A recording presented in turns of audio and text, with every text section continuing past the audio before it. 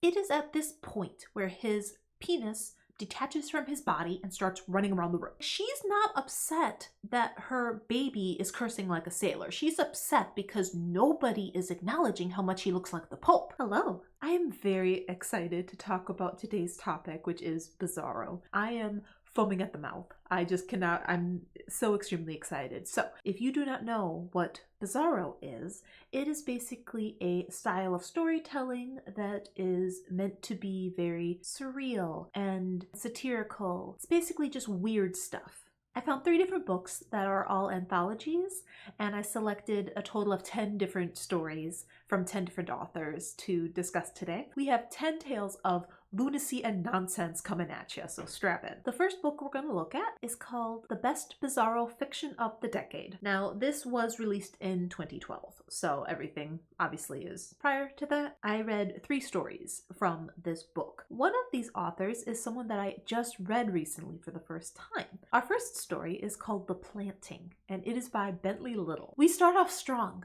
with this one, so immediately I was very intrigued. Right off the bat, I'm going to read you a quote.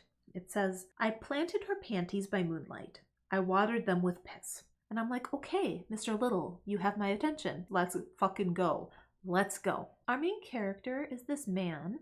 Now, we start off where he is acknowledging that his female neighbor is rather attractive. His female neighbor likes to hang her clothes on the line to dry in her backyard. But in a very bold move, I never understood how some people do that with their undergarments. Just seems, I would be embarrassed to have my undies hanging out there for the world to see. But, you know, this lady is doing it in her backyard. Illusion of a little bit more privacy. However, our good sir here has noticed said panties and he's like, I want some of them. So he sneaks into her backyard, he steals a pair of her underwear off the line, and then he literally drives to the woods, buries them in the ground, and then pisses on the ground where they're buried, with the expectation that it's gonna grow somehow. It's gonna grow. Into what though? He doesn't even know into what. He's just like, well, yeah, I buried it and I'm watering it. You know, urine is whatever percent water. I'm watering. So that's where we start. He comes back regularly to water the spot where they were planted. You would probably think this is going to be unrelated. However, it will be related. He is a volunteer firefighter, and he and his fellow volunteer firemen go and put out this fire in the woods. At this point, they discover this shack that is still standing somehow despite everything around it burning. And the vibes are real weird. They're real weird vibes. And the one guy is like, yeah, God lives there. And you're like, does he though? And it turns out he actually does. Like, who would have thunk, right? It's not like a nice man with like a white robe and like a big white beard or something like that with like a halo over his head. Like, it's not like that sort of vibe. It's creepy and dark and kind of intimidating. They go into this shack and discover some weird stuff. Then it turns out that the undies did in fact start to grow into something. Now, this sounds like complete nonsense, largely because it is. In this story, Bentley Little clearly had such a strong sense of what information did leave out to kind of leave you as the reader spiraling. You get the tone and the vibes of these interactions with God, but he leaves enough information out. It allows your imagination to kind of take hold and to imagine what would be the most intimidating or scary for you. I thought he so perfectly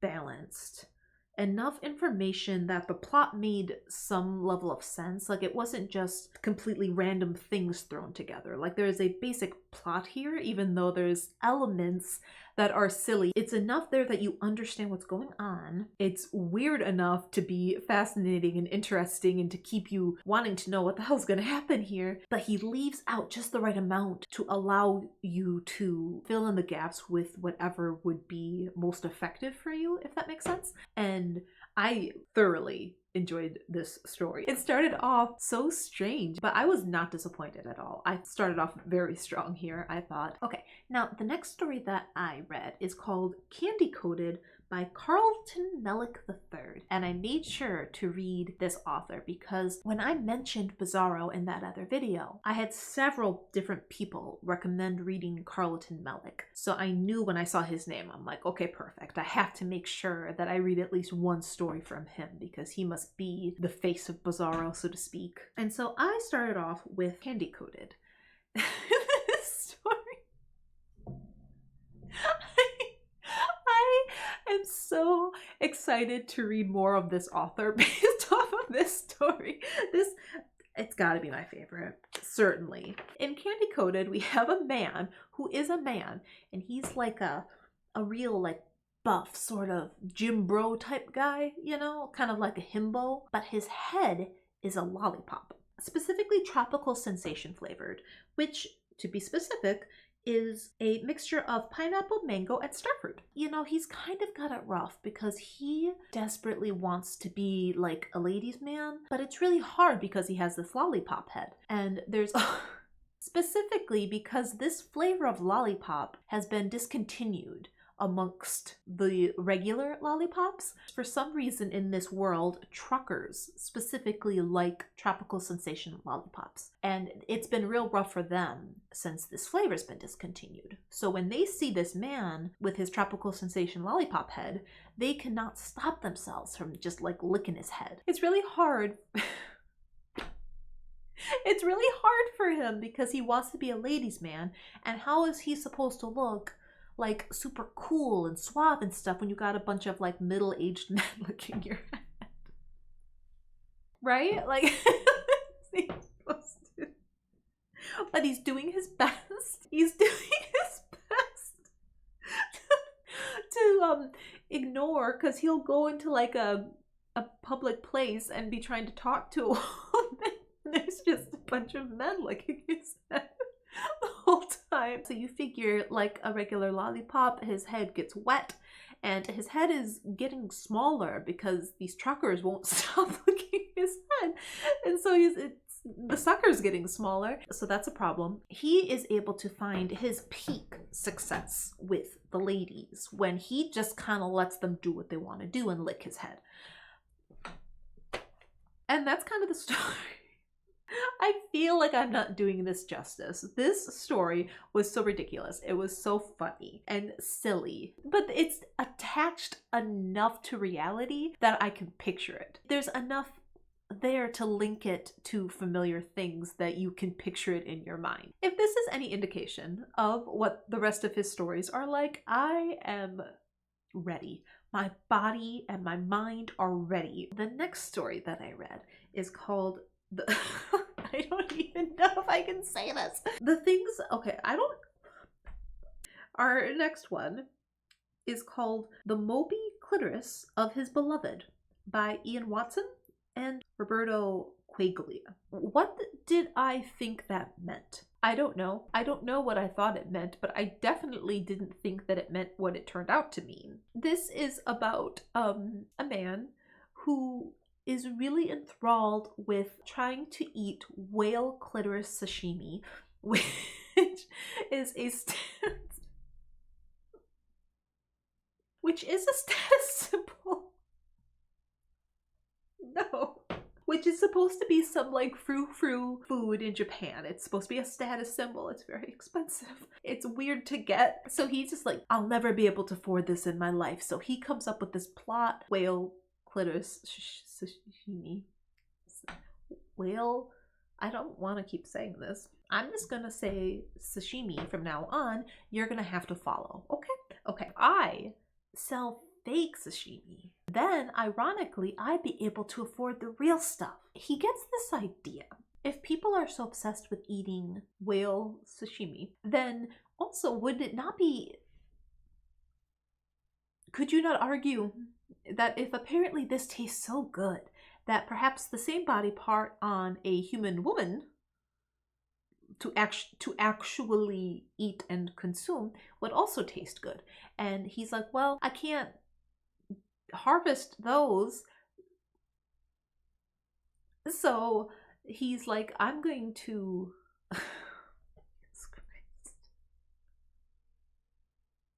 How did I get here? So, pigs, pigs. Sometimes you can take parts from a pig and use it in a human body. I don't know if that's true, but in the story he says it. So if it's not true in real life, it's true within the confines of the story. And he's like, well, maybe I could take that part of a pig, just the littlest bit, so that you could be under the impression that it is from a human woman.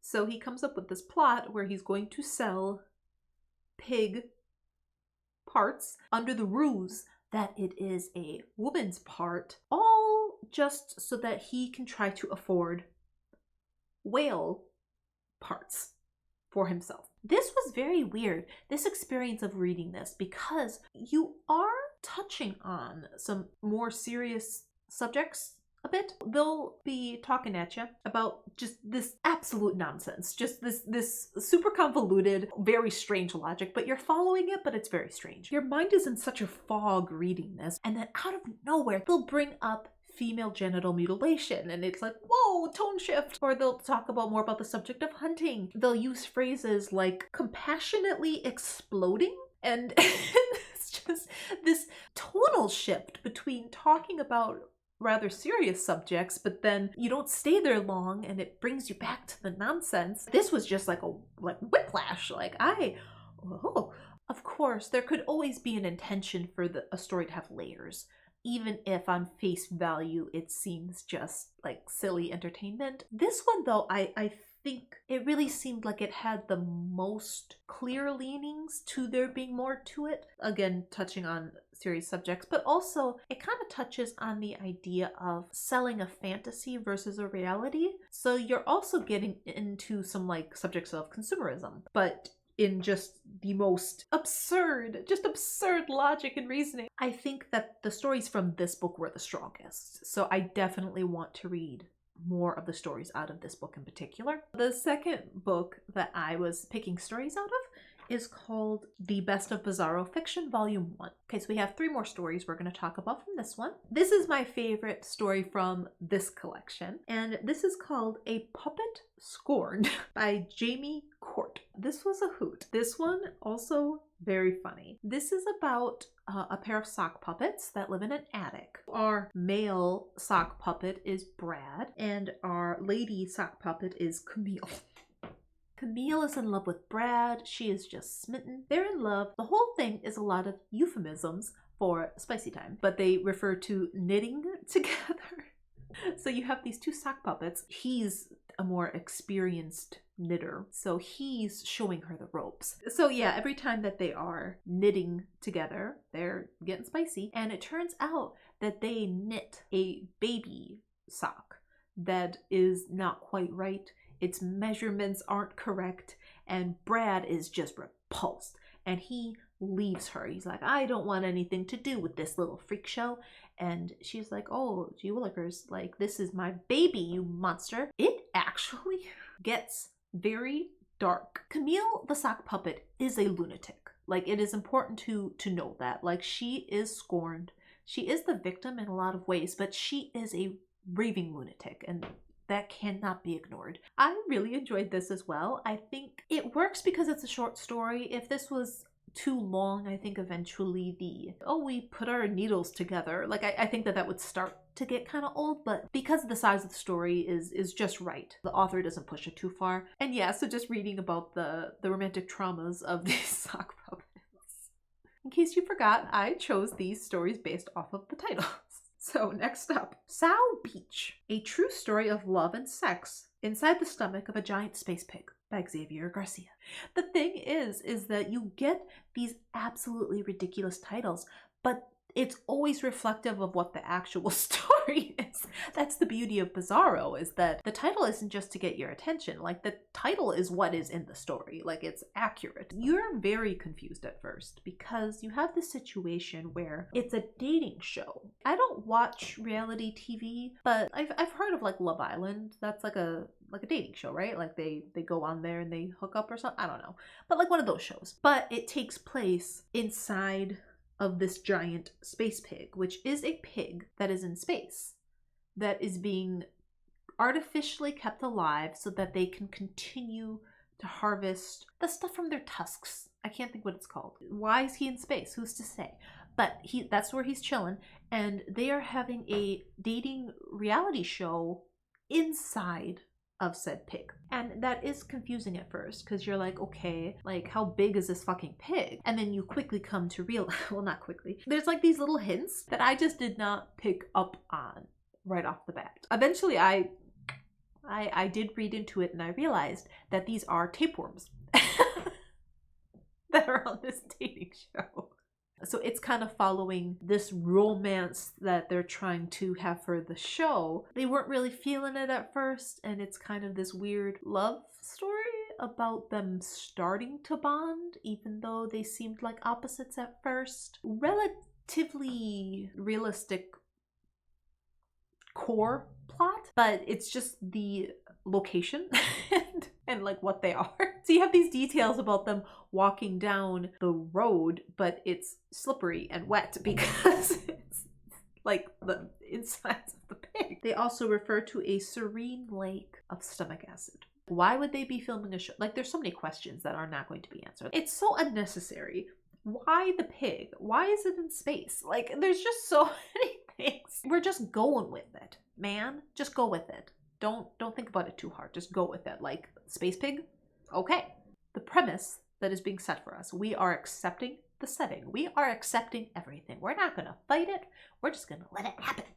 I thought this was really funny because you start off the story and it refers to the pink stains on his cheeks, which I thought was referring to blushing. However, I did just sort of skim past where it referred to the worm white of his eyes, because I'm like, well, that's a weird way to describe that, but I didn't think like, oh, he has worm eyes. Like, clearly that's just a lack of logical conclusions that I came to. That's my bad. The ending of that one was actually, you're not heartbroken, but it's a little sad actually. Like, it's kind of surprising how detached from reality we can get and still have an emotional reaction. At least me. I don't know. Maybe I'm broken inside. Probably.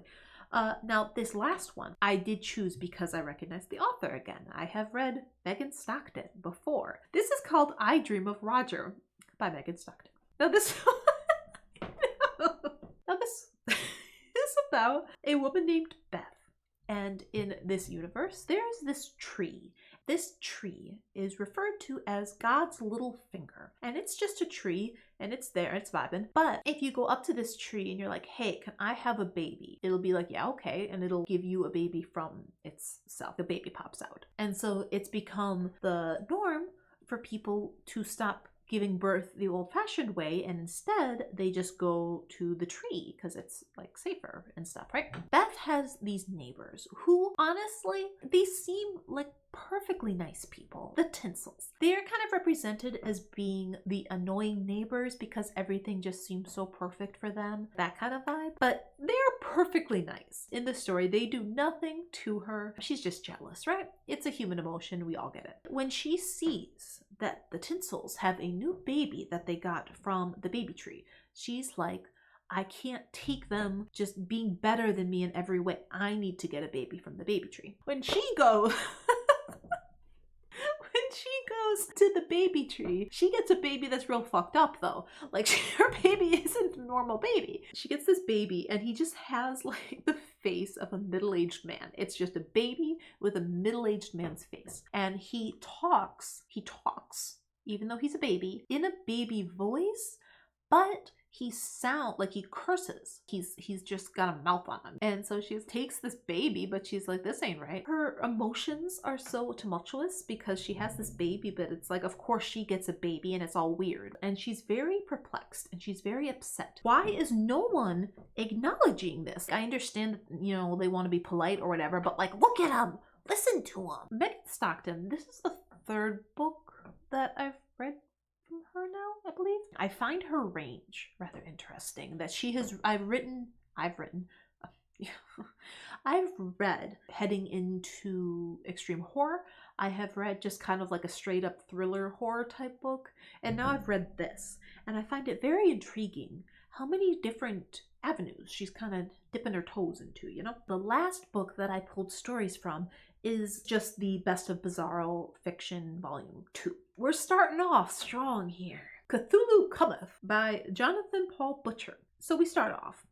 We got Bob. Now Bob, I'm not clear reading this if Bob is supposed to be an idiot, or if Bob is just supposed to be weird, or if Bob just likes to speak in euphemisms. It's unclear to me. He refers to his penis as a brown rat. Yeah, so he has named his penis Jenkins and refers to it as the brown rat that lives in his underwear. Meanwhile, we have Cthulhu, who, with everything going on with him, he has developed a sense of lust. And for whatever reason, he feels inclined to try to experience that with human beings. Now, ironically, even Cthulhu, who is not good, bad Cthulhu, he is very secure in how like powerful and like masculine he is. So even Cthulhu is like, I don't want to SA anybody. I want someone who wants it because I am not on a power trip. Even Cthulhu is out here with more morals than some people that are running around. So he creates an online profile. And that's how he and Bob come together. Bob experiences some strange things. He has this nightmare. He gets sucked into an underwater experience, and it's just like the sexiest thing that's ever happened to him. And he's like, oh my god, look. So then when he actually meets Cthulhu on the beach, and Cthulhu's in the water, and he's like, yo, he does not run away. He's kind of like mentally prepared. However, Cthulhu, he's just too big. Like, Bob is just a person, and Cthulhu is not. And so they do the best that they can. Bob ain't gonna make it, okay? Because Cthulhu, when he finishes Bob, you know what I'm saying? And honestly, I think that kind of tells you everything you need to know. Oh, God. Okay. So this is Gutworm Hentai, and it's by Zoltan Komor. We have another tapeworm. However, we are accepting a reality where there is a man, Uncle Jules, who has a tapeworm in his butt. Now, he has created or established this symbiotic relationship with said tapeworm, where he... How do people come up with this? How? He will whistle a little tune, and it'll come out of his butt and kind of like sway and dance like one of those snakes. You know what I mean? Like a cobra, like a charmed cobra. He doesn't just do this for party tricks. We are accepting that we are living in a world where when Uncle Jules goes on a public bus, that he can whistle his little tune and this tapeworm will come out like a snake, like a charmed snake, and it will feel up the ladies on the bus. The ladies are like, hell yeah, like they're down. They are into this experience that's happening. We are accepting that we are living in a world where this is the case. Now, I've been calling this man Uncle Jules because our main character, his nephew, is insanely jealous of how successful his uncle is with the ladies. He waits for his opportunity. He's on a bus with him and he sees his uncle doing the dang thing, right? Like the things coming out. And he's like, no, I want it for myself. So he grabs it and like tries to run away with it. Either it rips in half or the door closes on it. Something that causes the tapeworm to rip in half. Half of it is still in Uncle Jules' butt, and the other half is with him, and he has it. He cannot control it to, you know, like dance and stuff because it's dead. But he can just whip out this limp tapeworm body, and apparently that's enough. So he starts going on buses and whipping out this limp tapeworm, and the ladies are like, hell yeah. So he's getting lucky for the first time in his life. The women are following him home. They are down there into it. However, then he is haunted by the ghost of Uncle Jules, who is like, give me the other half of my tapeworm. His uncle died, and his ghost is there, and he's like, give me the other half of my tapeworm, you menace. And so he's like, fine. And he ends up having to go to the morgue. And he never, like, just, again, it's dead. He never just removes it. It's stapled to his butt. It's not in his butt. He gets to his uncle's body and tries to return the tapeworm, which, once the two halves are united, it kind of seems to come back to life somewhat, which explains the subtitle, perhaps to you, of said book that I did not say. And in that moment where they're united, connected, if you will, creates a bridge.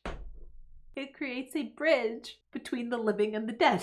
And so if you think about, really, it's beautiful, actually. So that's that story. Next up, we have Giant Sphincter growing on my wall, The Gunk by Tony Rauch. This is exactly what it sounds like. There's a man. He wakes up one day and there is that on his wall. And The Gunk, from the title, is also a part of the story where it is leaking. I think out of all of the stories, though, that I did find this one to be the most gross. It wasn't surprising, mind you. I just couldn't bring myself to not read a story with a title like that. I just could not. The characters in the story are acting like it's like kind of weird, but they are not terrified or mortified. Like, their reaction for what is happening is very understated and very like, oh, maybe it's a portal to another dimension, huh? Like, it's very lackluster. It's not very intense feelings about what's on his wall. They do some gross things with The Gunk. It's almost like a drug effect thing. There's some subplots here. It doesn't really seem to be particularly relevant to the main story. Sometimes people just have that sense of humor where something that's just kind of randomly inserted into the story. I kind of got the sense that maybe this author has a sense of humor like that, because the little subplot that they have about one of the other characters who just likes to steal things, it's just like a random, it doesn't seem to have anything to do with the main plot. It's just like another thing that's also happening at the same time. Like, unless there's a connection that I'm missing. This one is gross and a lot of goo. There's a lot of goo, and it do be gooping. The last story that I read from this book is called The Oxymoron Salesman, and this is by Riley Odell. So this is about a man named Ronald Biggles. Mr. Biggles has a salesman come to his door, and he is an oxymoron salesman, so he's trying to sell him yesterday's newspaper and whatever. They see that Mr. Biggles has a cocktail tree in his backyard, which is like a literal, like, there's cocktails in the tree. And they go outside and they're drinking cocktails, and the salesman is telling Mr. Biggles about his day. And that is the setup. The salesman has had a very strange day. He refers to wanting to sell world peace, but he can't do that because there isn't any world peace. So he builds a robot. He doesn't know how the robot is going to establish world peace, but because it is his function, that he's assuming the robot's gonna figure it out, I guess. And the robot proceeds to just wreak havoc on this town. You discover that as the salesman is telling Mr. Biggles the story, that all of this happened that morning, and then the robot comes to Mr. Biggles' house and there's a final showdown.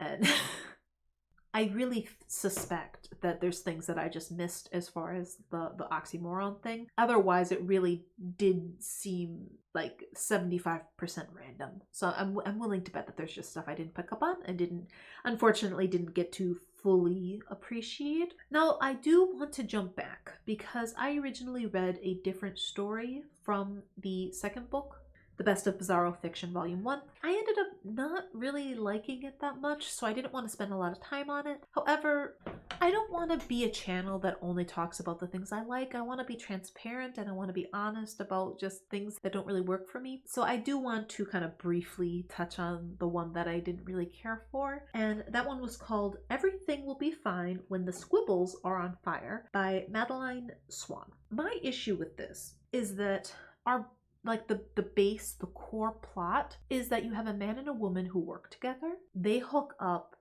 and he did not want a relationship with her, God forbid, and she's mad about it because he started dating someone else. Her feelings are hurt, and so things are awkward. That's the core plot of this, right? The things that make it bizarre and weird is the fact that they work in a hotel and every room that they go into, there's something weird happening. So that's kind of where all of the actual bizarre elements come in. This was the only story out of all the ones that I read that didn't seem to have any humor in it. The word squibbles is the funniest thing about this story. I don't really think that there was any humor in it, which I'm not going to say is a required element for Bizarro, but it just really stood out to be lacking, especially compared to all these other ones. So that, it might just not be my personal taste. I think Bizarro works best when they're leaning into the absurdity of it. And also it was like the core plot of the story is just kind of